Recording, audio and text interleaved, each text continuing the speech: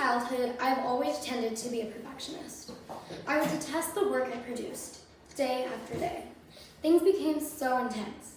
I wasn't capable of writing a word without thinking I had the ugliest penmanship in the world, erasing it countless times before the page eventually ripped.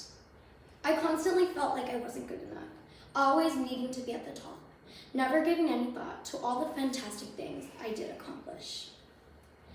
Perfectionism usually comes from an academic basis, though my tendencies became more and more evident in my personal life. I would constantly break down over the slightest things, such as pairs of shoes not perfectly aligned in the closet. My perfectionism evolved into anxiety.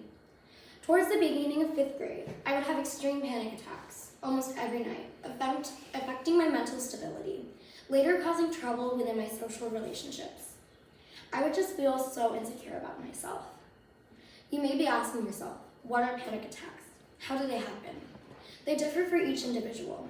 To some, it may just mean to be highly stressed over something, while to others, it may be perceived as a sudden feeling of acute and disabling anxiety. I relate more to the latter. In various situations where my heart is about to race, I'm about to faint. Most people don't understand that your mental health is just as important as your physical health.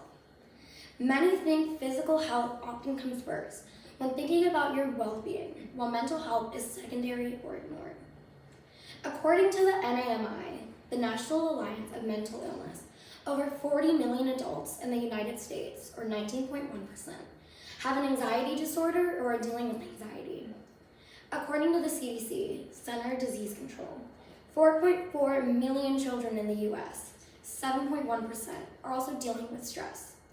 Keep in mind that these statistics only represent the diagnosed population, so the numbers could actually be much higher.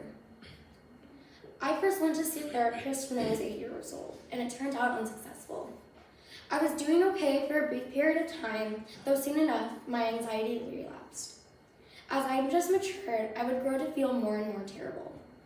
I went back to see a therapist when I was 11 and proved to be unsuccessful yet again. I was referred to a psychiatrist when I was diagnosed with obsessive compulsive disorder, or OCD, and a serotonin deficiency. These situations caused me to become more anxious and react more severely in situations.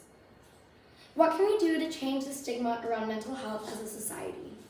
Many celebrities present in our lives are strong advocates for mental health awareness. Take, for instance, Ariana Grande, or Jason Reynolds. The list can go on and on. But one thing that these people have in common is using their platforms to raise awareness. And although I may not be as famous as these people, here I am, giving a TED Talk and using my voice. My goal isn't to end anxiety, but to normalize it within society and raise awareness. Regardless if you experience stress, anxiety, depression, etc., everyone matters. Experiencing a mental issue isn't any different from a physical issue. If people had a little more empathy, awareness, and understanding, the world could become a more better place. Thank you.